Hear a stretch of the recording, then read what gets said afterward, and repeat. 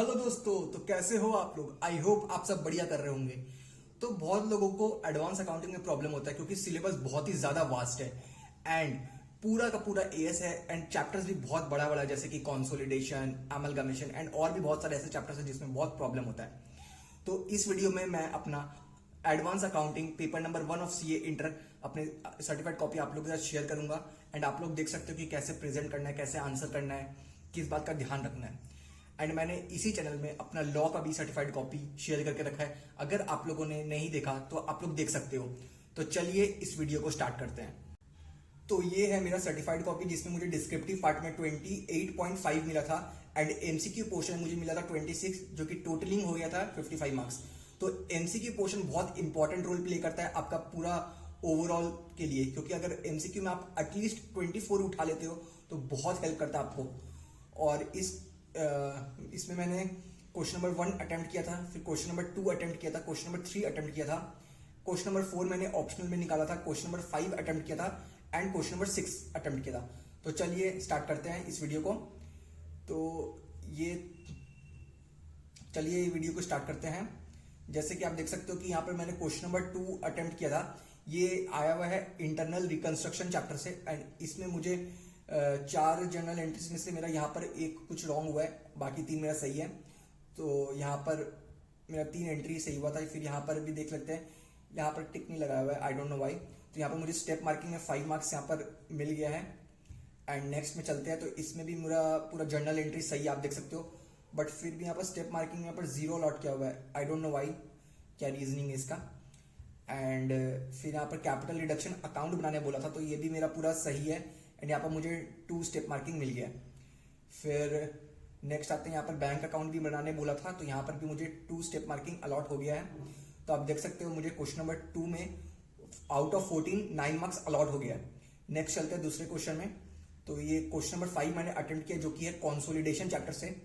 तो यहाँ पर मैंने अच्छे से टाइमलाइन बना करके पूरा शो कर दिया कि कौन सा प्री है, कौन सा पोस्ट है, कितना पीएल है, कितना 6 मंथ्स है, मैंने पूरा एक्सप्लेन कर दिया। फिर जाके शेयर होल्डिंग का परसेंटेज का वर्किंग नोट दिखाया, फिर एनालिसिस ऑफ प्रॉफिट का वर्किंग नोट दिखाया है, एकदम क्लियरली देख रहे हो, पूरा सही है यहाँ पर। तो यहाँ पर भी मुझे 2 मार्क्स अलॉट हो गया। नेक्स्ट चलते हैं। तो यहाँ पर मैंने कॉस्ट ऑफ कंट्रोल का भी वर्किंग नोट दिखाया, यहाँ पर मेरा गलत हो गया था कैपिटल रिजर्व निकालने में, तो यहाँ पर क्रॉस है। माइनॉरिटी इंटरेस्ट निकालने में भी मेरा गलत हो गया था, तो यहाँ पर भी कुछ गलत है। कॉन्सोलिडेटेड रिजर्व एंड सरप्लस मेरा सही है, तो यहाँ पर मुझे 0.5 का स्टेप मार्किंग मिल गया। नेक्स्ट चलते हैं। फिर यहाँ पर मैंने कॉन्सोलिडेटेड बैलेंस शीट बनाया था, पूरा प्रॉपर फॉर्मेट दिया of art limited and it subsidiary craft limited as on notes, amount, particulars, equities and liabilities. फिर यहाँ पर एसेट्स अच्छे से मैंने प्रेजेंट किया, तो यहाँ पर भी देख रहे हो पूरा सही है मेरा। तो यहाँ पर मुझे बैलेंस शीट में मुझे 1.5 स्टेप मार्किंग अलॉट हो गया। नेक्स्ट चलते हैं। नेक्स्ट जब चलते हैं तो मैंने नोट्स ऑफ अकाउंट्स में भी शेयर कैपिटल का दिखा दिया, रिजर्व एंड सरप्लस का दिखा दिया, trade payables, property plant and equipment, फिर जाके inventories, trade receivables, cash and cash equivalent. तो अगर आप लोगों का टाइम नहीं बेचता तो लेकिन जो मेन नोट्स अकाउंट्स है वो तो आप पक्का दिखाओ, जैसे कि शेयर कैपिटल हो गया, रिजर्व एंड सरप्लस हो गया, कैश एंड बैंक हो गया, प्रॉपर्टी प्लांट एंड इक्विपमेंट हो गया, जिसमें चेंजेस हो रहा है कॉन्सोलिडेटेड बैलेंस शीट में, वो सबका वर्किंग नोट और नोट्स टू अकाउंट दिखाना बहुत ही मैंडेटरी है, इससे अच्छा मार्क्स मिलता है आपको। फिर तो ये कंसोलिडेशन वाले आंसर में मुझे आउट ऑफ 14 6 मार्क्स अलॉट हुआ था। नेक्स्ट चलते हैं अब। तो नेक्स्ट मैंने अटेम्प्ट किया क्वेश्चन नंबर 3A, जो कि AS 7 से था, कंस्ट्रक्शन कॉन्ट्रैक्ट से।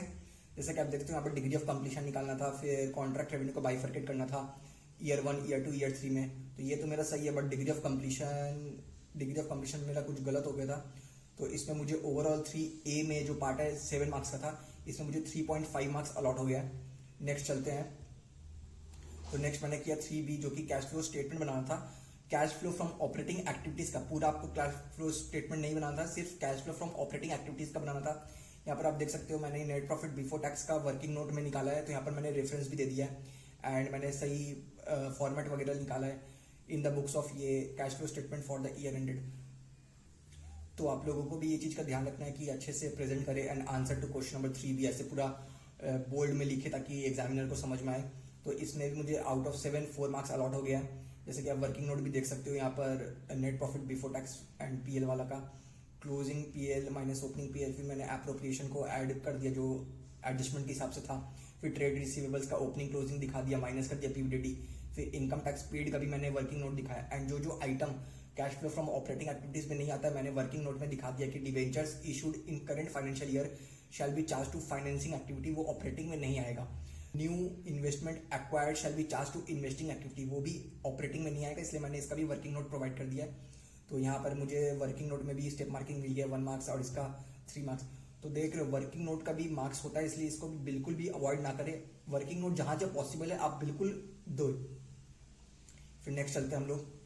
नेक्स्ट मैंने क्वेश्चन नंबर 1 अटेम्प्ट के, जो कि कंपलसरी पार्ट होता है। तो ये AS 16 से आके रखा है बोरोइंग कॉस्ट।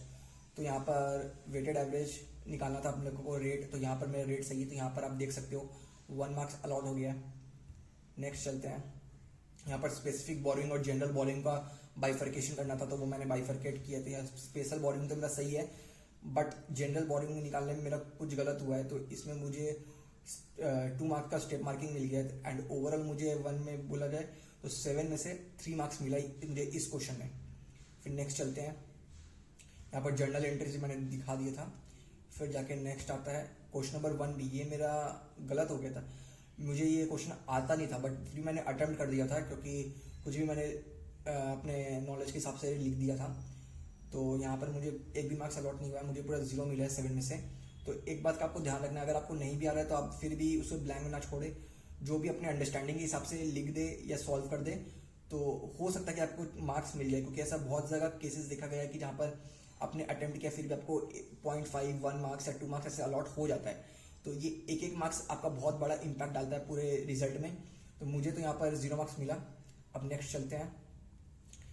यहाँ पर भी 0। नेक्स्ट चलते हैं। नेक्स्ट मैंने जो क्वेश्चन नंबर अटेम्प्ट किया वो है क्वेश्चन नंबर 6। तो क्वेश्चन नंबर 6A जो है ये आपका AS 20 से आया था, जो कि EPS है। तो यहाँ पर बेसिक EPS और डाइल्यूटेड EPS निकालने को बोला था, तो मैंने यहाँ पर निकाला। तो यहाँ पर मुझे 0.5 का स्टेप मार्किंग मिला है। एंड मुझे ये पर्टिकुलर क्वेश्चन में 0.5 मार्क्स अलॉट हुआ है। नेक्स्ट चलते हैं। क्वेश्चन नंबर 6B है। यहाँ पर आपको डिविडेंड का रेट निकालना था, फिर कंपेयर करना था कि कौन सा लोएस्ट वाला आप दे सकते हो डिविडेंड, ये वो वाला क्वेश्चन है। तो मैक्सिमम रेट ऑफ डिविडेंड मैंने निकाल लिया 12%। फिर Z limited can declare dividend of 10% as it is within the limit of 12%। तो यहाँ पर मेरा जो भी है ये पूरा सही है। तो मुझे 6B में, जो कि 4 मार्क्स का था, इसमें मुझे 2.5 मार्क्स अलॉट हो गया है। नेक्स्ट था 6C। नेक्स्ट आते हैं। तो यहाँ पर भी देख रहे हो वर्किंग नोट में भी मुझे स्टेप मार्किंग अलॉट हुआ है 2.5 मार्क्स। हाँ, तो अब नेक्स्ट आते हैं हम लोग 6C पे। हाँ, तो 6C मैंने अटेम्प्ट नहीं किया था क्योंकि वो ब्रांच चैप्टर से था, एंड मैंने ब्रांच चैप्टर छोड़ के गया था। इतना सारा चैप्टर से यार AS है, एक चैप्टर छोड़ दोगे तो उतना कोई फर्क नहीं पड़ता है, लेकिन लास्ट मोमेंट में आप वो चैप्टर को लेके बिल्कुल मत बैठना। जो आपका हो गया है उस पर अच्छे से फोकस करो, उसी को अच्छे से पढ़ो कि उस चैप्टर में से अगर कोई भी सम आता है तो आप फोड़ दो। तो एक चैप्टर के लिए रोना नहीं है बिल्कुल भी। जो चैप्टर आपका हो गया उसी को अच्छा से उसका सम प्रैक्टिस करते रहो एंड उसी में फोड़ के आओ। तो मेन क्रक्स पे आते हैं कि एडवांस अकाउंटिंग का जो पेपर है उसको प्रेजेंट आपको बहुत नीटली करना है। आपको प्रेजेंटेशन में ध्यान रखना है, फॉर्मेट वगैरह सही से लिखना है। एंड फिर जाके जो भी अगर आपको क्वेश्चन नहीं आ रहा है तो उसको स्पेस छोड़ के आप एंड के लिए रख सकते हो कि आप एंड में अटेम्प्ट करो। ऐसा कोई जरूरी नहीं है उस समय नहीं आ रहा तो आप उसी समय करो, एंड के लिए आप छोड़ सकते हो। एंड स्टेप मार्किंग बिल्कुल मिलता है, और कोई भी जरूरी नहीं है कि आप सीक्वेंस वाइज अटेम्प्ट करो कि क्वेश्चन नंबर 1 पहले, फिर 2 पहले, फिर 3। कोई जरूरी नहीं है ऐसा। आप चाहे तो पहले क्वेश्चन नंबर 5, फिर क्वेश्चन नंबर 1, फिर क्वेश्चन नंबर 6 ऐसे अटेम्प्ट कर सकते हो। बट एक चीज का ध्यान रखना कि जब क्वेश्चन नंबर 2 अटेम्प्ट कर रहे हो तो उसका सब पार्ट जो ABC है उसको एक साथ अटेम्प्ट करो। फिर जब क्वेश्चन नंबर 6 अटेम्प्ट कर रहे हो तो ABC एक साथ अटेम्प्ट करो। इसमें जंबल मत कर देना। आप क्वेश्चंस में जंबल कर सकते हो बट उसका सब पार्ट्स में बिल्कुल मत करना, क्योंकि एग्जामिनर फिर हो सकता है चेक ना करे, क्योंकि एक क्वेश्चन उसको एक क्वेश्चन का एक पार्ट उसको हो सकता है स्टार्टिंग में मिला है, फिर एक पार्ट उसको एंड में मिला, तो उसके लिए भी बहुत हैफजर्ड होगा चेक करने के लिए, राइट। तो पेपर को जितना नीट एंड प्रेजेंटेबल रखोगे एग्जामिनर के लिए उतना ही अच्छा रहेगा आपका चेक करने के लिए, एंड अच्छे इंप्रेशन पड़ते हैं एग्जामिनर में जो आपका पेपर चेक करता है। तो यही था इस वीडियो में। मैंने अपना सर्टिफाइड कॉपी आप लोगों को शेयर कर दिया। अगर आप लोगों को वीडियो अच्छा लगा तो अपने दोस्तों के साथ भी शेयर करो, उनको भी दिखाओ कि कैसे एडवांस अकाउंटिंग में पेपर प्रेजेंट करना है, किस बात का ध्यान रखना है। इस वीडियो में मैंने सब शेयर कर दिया। एंड लॉ का सर्टिफाइड कॉपी मैंने डिस्क्रिप्शन बॉक्स में और कमेंट बॉक्स में भी पिन कर दिया, आप लोग देख सकते हो उसे भी अगर आप अभी तक नहीं देखा है। मिलते हैं नेक्स्ट वीडियो में टैक्स के सर्टिफाइड कॉपी के साथ। बाय।